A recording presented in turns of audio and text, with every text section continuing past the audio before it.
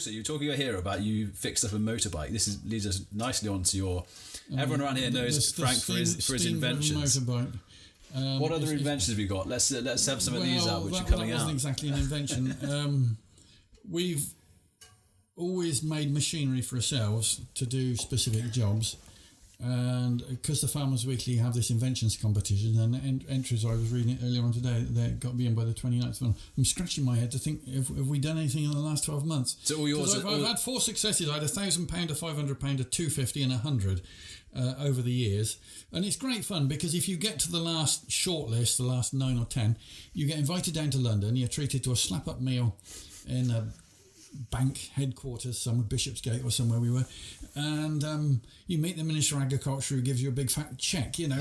That's where you go. And a champagne cooler and everything. But you meet these other guys that are so like-minded to you. You say, why did you think to do it like that? Well, it was like this, and they explain it all to you, and you realise you're in common ground, you know. So you only do stuff, you invent stuff for your purposes, though? As in, you just, if you have a gap in what you want to do, if the machine's not available and doesn't do what you want to do. And so explain a bit of what you do over your place. We shift straw bales, little bales, and we always used a flat 8 gram, which picked them up 8 at a time. The rugby team was off of that point. Yeah. Anyway, in 1977, I thought, we'll stack them on the trailer with a flat 8 grab, and then we want a bigger machine, a clamp that'll pick up blocks of 40 and stack them in the barn. And at Chilbury, I bought an old Macbro Mastiff Minor loading shovel that weighed about 6 or 7 tonne for £700, and I drove it home, and it was knackered. But we rebuilt it up, and for 7 years we ran it and built a clamp on the front, and then... No, it wouldn't have been only 3 years, because 1980, I thought the logical conclusion now is to build a machine on the back of the baler that stacks them straight in blocks of 40, and we pick them up in blocks of 40, which is like a big bale, in effect. 15 weight, getting on for a tonne in heavy bales. And so we did. And it's now done between 2 and 3 million bales, that machine. There's a video on YouTube, Frank's Bale Stacker. You can see me working for 4.5 minutes. That one in. I've had 500,000 hits on it. What's your YouTube name? It's just Frank's Bale Stacker. Just type it, it'll come straight up if you put it in. It just goes to show how many nerds there are around the world, aren't there? 500,000 people want to see me bailing for 4.5 minutes. You're from nerds. Yeah.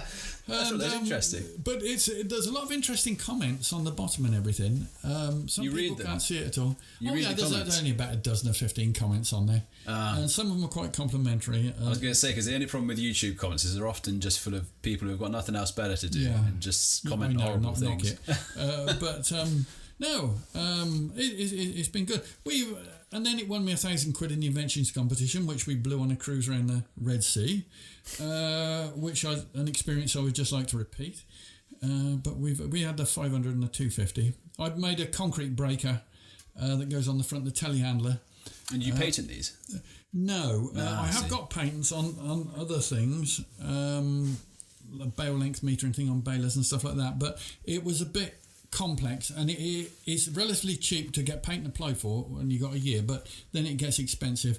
And to be honest, the string metering thing, I took it round all the baler manufacturers, and only one was interested. Bamford's up at New Toxteth, but and they got taken over and it got lost. But New Holland looked at it, Sperry New Holland, and they wrote me a very nice letter saying, that'll never work, boy.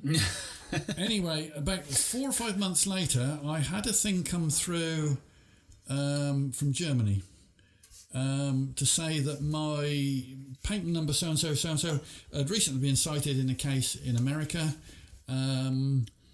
If I give them 60 Deutschmarks, about £20 at the time. So it was before the euro then. Yes, it's long ago it was, the early 80s. They would send me all the info through. Well, you can't not do it, can you? So I sent them off. And who was it? It was New Holland in New York had applied for this patent, just changed it very slightly. Mine actually blocked them. But it you got the rights to that? I've let it lapse now because I wasn't going to keep it up because you've only got 20 years anyway. But it just goes to show you the integrity of big corporations, if you like. Sort of thought I wouldn't have the wherewithal. I know looking at with the Black & Decker Workmate, I think it holds the record. It's the most heavily defended patent in history, isn't it? Because so many people tried the Black & Decker Workmate. Are you familiar with that? It's like a workbench. 30 years ago, there was one hanging on every garage wall. It's like a bench and a clamp and a vice, and it all folds up, and all the tradesmen have them. He did well with that. So it was invented in Oxfordshire? No, it wasn't invented in Oxfordshire. I don't know where he was from, but it made him a lot of money.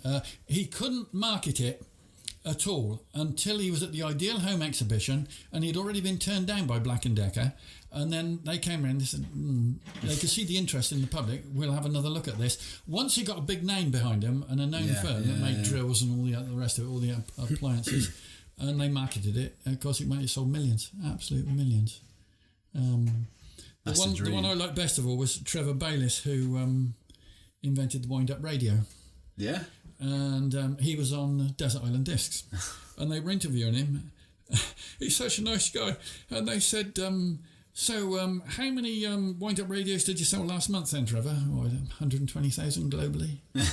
And they said, who was the first firm to turn you down? He said, I won't say their name, but they know who they are.